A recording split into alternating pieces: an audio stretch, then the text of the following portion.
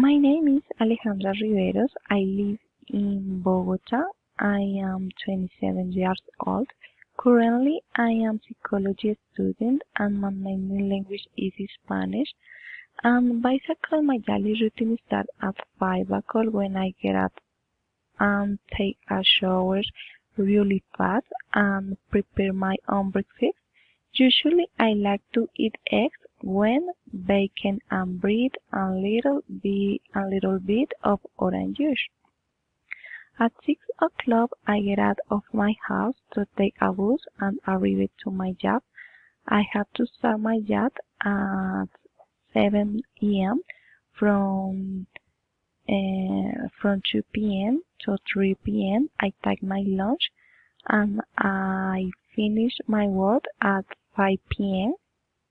Then I take the bus, but this is so hard because the bus is always late.